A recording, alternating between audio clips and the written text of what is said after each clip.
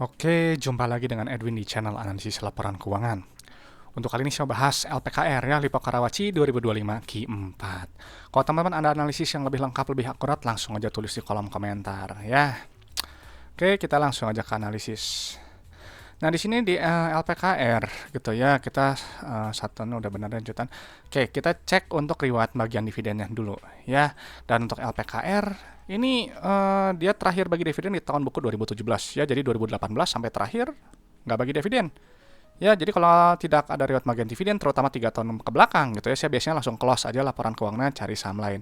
Kenapa penting ya dividen tuh? Karena perusahaan yang bagi dividen itu adalah perusahaan yang memang sudah terbukti profit dari bisnisnya ya, dan juga punya kondisi keuangan yang sehat gitu. Jadi kalau nggak bagi dividen bisa jadi gitu ya, perusahaan tersebut ya cuman untung di atas kertas aja, atau mungkin ada masalah sama bisnisnya nggak stabil, atau mungkin cuman memperkaya owner perusahaannya aja yang biasanya merangkap sebagai komisaris dan direksi.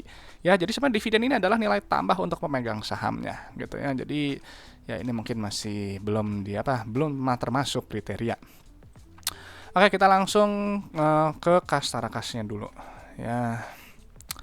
Kenapa kita harus lihat kas tarakas? Karena kas tarakas ini adalah jumlah uang yang ada di dalam dompet perusahaan. Ya, si uang kas ini punya fungsi untuk bayar operasional, ekspansi, dan juga untuk bayar pinjaman ke bank. Jadi nilai nggak boleh terlalu sedikit. Ya, dan untuk posisi kas tarakas ini turunnya lumayan ya, turun sekitar 63% ya, turun sekitar 3,3 triliun ya. Nanti detailnya kita cek di laporan arus kasnya. Selanjutnya kita loncat langsung ke saldo labanya dulu ya, yang ini nilainya. Nah, di sini kita harus melihat saldo laba ya. Kenapa? Karena saldo laba ini adalah total akumulasi keuntungan yang telah dihasilkan perusahaan dari semenjak perusahaan yang pertama kali berdiri sampai sekarang 2025 Q4. Ya, jadi si LPKR dari dulu pertama kali berdiri sampai sekarang 2025 Q4 telah menghasilkan total profit sebesar 8,3 triliun. Ya, jadi ini sebenarnya perusahaan yang baik, saldo labanya positif. Tapi kenapa nggak bagi dividen? Gitu. Jadi kalau seperti ini biasanya asumsi saya perusahaan ini cuma untung di atas kertas saja gitu, atau memang punya kondisi keuangan yang nggak stabil ya, kas nggak mencukupi untuk bayar dividen. Padahal buat saya pertama bagi dividen Rp1 per lembar pun nggak masalah kok gitu ya. Kenapa? Karena kalau ada dividen ya tadi dia benar-benar memang sudah terbukti profit gitu ya, ada buktinya nyatanya gitu. Oke ya, selanjutnya kita lihat di sini untuk ekuitasnya kita pindahin dulu ya. Oke, di sini kita untuk rasio saldo laba terhadap modal awalnya di 0,37 ya. Artinya si LPKR-nya baru menghasilkan total profitnya sebesar 0,37 kali modal awalnya. Ya, memang ini secara PBV ini super murah ya, PBV di 0,2 ya, potensi profit 352% dengan ya kalau dia mencapai ke book value di 425. Sekarang 5 Maret harganya di 94 ya gitu, dan memang secara rasio harga saham terhadap saldo laba juga ini juga udah di bawahnya di 0,8. Jadi secara PBV sih memang ini sudah murah gitu ya. Cuman kembali lagi gitu ya, PBV rendah itu kan bisa jadi value trap gitu. Sekarang yang jadi pertanyaan, apa nilai tambahnya yang bisa ditawarkan gitu. Kalau saya sih yang paling simpel dividennya aja gitu ya. Itu udah bukti nyata lah perusahaan itu terbukti untung ya. Selanjutnya kita langsung lihat ke pendapatan ya, yang ini nilainya. Nah, ini kita harus lihat pendapatan. Kenapa? Karena pendapatan ini adalah pos keuangan yang menunjukkan pertumbuhan perusahaan. Ya, sebentar tunggu. Nah, di sini memang untuk kinerja pendapatannya dia turun ya, turun sekitar 21%, setara 2,4 triliun. Nanti si pendapatan ini akan dikurangi oleh harga modal barang atau jasa. Ya, COGS nanti akan kita menghitung laba bruto. Nah, laba bruto ini penting. Kenapa? Karena laba bruto ini untuk melihat inti efisiensi perusahaan ya, lewat gross profit margin. Jadi GPM 33%, artinya teman-teman jual barang 100.000 gitu, ini jual ya ambil untung kotor langsung 33.000. Ya, jadi cari perusahaan yang laba bruto setinggi mungkin, GPM setinggi mungkin sesuai dengan sektor, karena semakin besar laba bruto nanti semakin besar laba bersih. Ya, laba bruto nanti kan dikurangi oleh beban operasional, non operasional beban pajak, nanti muncul laba periode berjalan. Ya, laba bersihnya inti dari laporan laba rugi. Ya, ini kita pindahin dulu. Nah, di sini kita lihat ya, gini.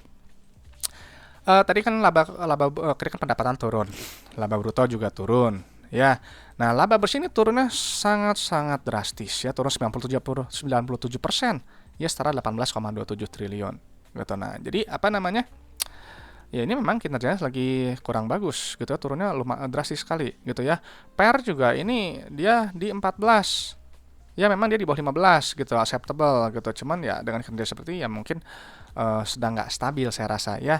Dan sedikit unik ya di tahun buku 2024 dia pendapatan 11,5 tapi pendapat laba bersih dia 18. Nah, kalau yang seperti ini berarti dia ada apa keuntungan yang saya rasa nggak real gitu. Nah, lihat ini kayak gini, nah, penghasilan lainnya gitu ya. Kadang kalau saya memang lebih sukanya yang organik aja gitu ya, jadi bisnisnya misalnya kan kalau properti beneran properti gitu, jangan ambil dari yang lainnya juga gitu, kalau yang lain pendukung. Nah, ini detailnya nanti mungkin harus dicek ya di CALK 40, cuma saya nggak cek lah gitu ya, nanti teman-teman aja yang cek sendiri ya.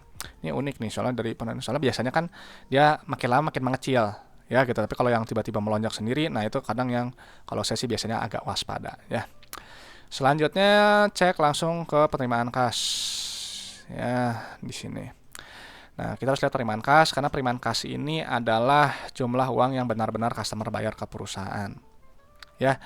Nah, jadi ini rasionya rendah. Lihat tuh, ya 58% gitu. Ya kan wajar ya, karena dia properti gitu, dia kan mungkin bayar juga apa? Ya DP dulu lah, per termin kayak gitu. Nah, jadi memang penerimaan kasnya wajar rendah ya. Jadi kalau 58% ya teman-teman jual barang 100 juta, customer bayar cuma 58 juta. Nah, 42 jutanya itu harus ditagih gitu ya. Jangan sampai nggak tertagih, karena kan tadi si uang kas dikumpulkan punya fungsi ya untuk ini semua. Nah, jadi sekarang dengan penerimaan kas yang cuma 5,2 triliun dia bayar untuk operasional. Ya. Nah, di sini lihat nilainya negatif. Ya. Tuh, kenapa? Ya tadi penerimaan kasnya kurang. Kalau misalnya penerimaan kasnya tinggi kan dia masih ada sisa gitu. Jadi kalau misalnya positif seperti ini, artinya bisa menghasilkan uang tunai. Uangnya tuh nggak habis untuk bayar operasional. Nah, kalau ini negatif ya uangnya habis untuk bayar operasional. Terima uang 5,2 triliun, bayar supplier aja 5,4. Udah kurang uangnya. Gitu ya. Jadi dari sini udah terlihat perusahaan ini sedang nggak stabil lah. Gitu ya. Gitu, secara cash flow nggak stabil.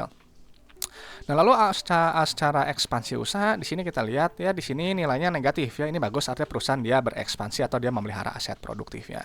Nah, cuma memang di periode yang sebelumnya ini kan dia positifnya besar nih. Kalau positifnya besar gitu ya, biasanya perusahaan dia menahan ekspansinya. Ya, dan cuma memang di sini kita lihat dia ada ini ya, divestasi. Tuh.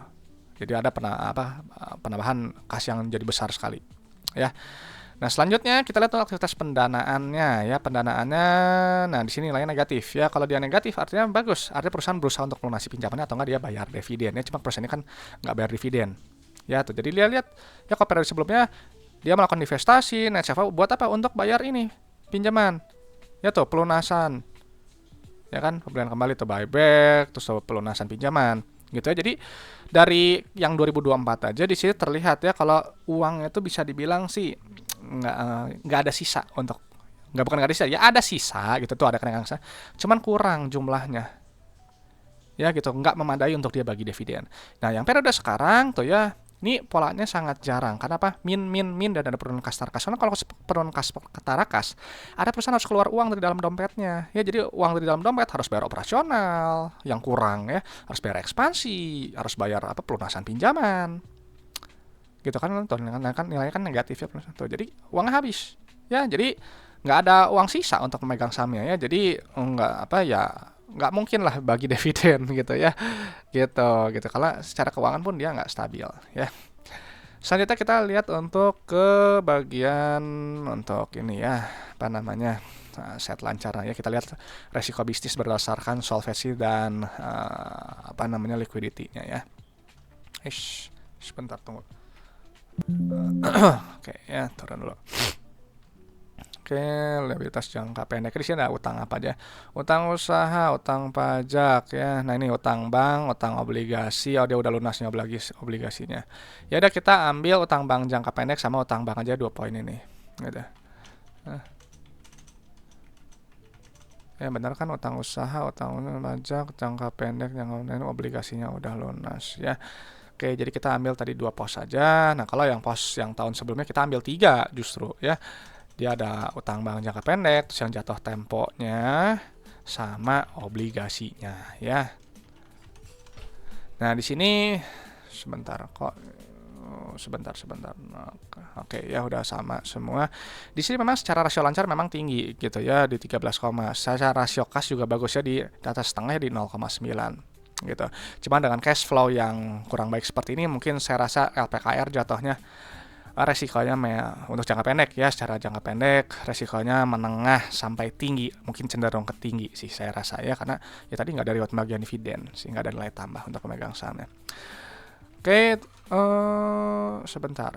Oh, maaf, saya salah ini ya, salah isi tadi. Ini kita pindahin dulu, maaf. Nah, ini saya tadi salah isi, harusnya ini di short term BPA. Nah, ini ya. Oke. Sebentar. Ya, ini memang apa namanya? Nah, ini udah benar. Oke, ya di sini kita lihat ya tadi rasio lancarnya dikoreksi ya, ini di 4, ya rasio kasnya ini jadi lemah justru ya di 0,27. Ya, jadi ya tadi resiko benar menengah ke tinggi, cenderung ke tinggi saya rasa ya. Oke, selanjutnya kita untuk long termnya kita pindahin dulu total liabilitasnya. Oke ya, di sini DER-nya masih rendah ya di 0,59. Lalu untuk long term debt-nya di sini hanya ada utang bank jangka panjangnya aja. Ya, jadi ambil yang ini aja. Nah, di sini memang long term debt to equity-nya masih rendah sih sebenarnya, masih rendah resiko, menengah lah ya. Jadi secara solvency saya rasa mungkin ke menengah aja lah gitu. Nah, jadi si LPKR setelah saya melihat ya perusahaan ini memang masih kurang baik ya, belum terbukti profit karena nggak ada reward bagian dividen. Ya, masih belum terbukti profit dan memang saldo labanya positif ya. Setelah profit sekitar 0,37 kali modal awalnya, PBV sangat rendah ya di 0,22 gitu. Potensi profit 352% kalau mencek ke book value-nya. Ya, cuman ya kembali lagi ya PBV rendah bisa jadi value trap gitu. Karena kan setelah tadi kita lihat juga perusahaan juga laba bersihnya juga turun drastis, net CFO-nya nggak stabil ya, uang kasnya terkuras gitu ya. Secara total debt sih memang dia udah turun ya, lebih terkendali gitu ya. Secara rasio likuiditas juga ini mungkin rendah ke menengah tapi cenderung menengah ke tinggi ya saya rasa gitu ya, menengah ke tinggi cenderung ke tinggi gitu karena cash flow yang nggak stabil ya, meskipun tadi ini 0,92 gitu ya rasio kas terhadap utang jangka pendeknya. Secara solvabilitas ya saya masih rendah gitu, tapi saya mungkin cenderungnya ke sedang gitu ya. Oke, itu aja mungkin pendapat saya untuk LPKR ya. Dan saya harus kasih tahu ya ke teman-teman kalau analisis laporan keuangan itu hanyalah sebagian kecil dari fundamental. Hanya menilai kinerja masa lalu ya. Jadi untuk prospek ke depannya silahkan teman-teman yang proyeksikan sendiri apakah masih bagus atau enggak ya. Dan di sini saya nggak bahas harga saham ya. Kalau harga saham kita kembalikan ke mekanisme pasar dan juga valuasi cuman pakai PBV dan PER ya. Jadi kalau properti saya tahu teman-teman pasti banyak bilang pakai revaluasi Pak, ya silahkan gunakan. Gitu kalau teman-teman ada metode valuasi yang lebih bagus, lebih akurat, lebih canggih silahkan digunakan. Karena metode valuasi itu sifatnya subjektif dan relatif, berbeda untuk setiap orang ya.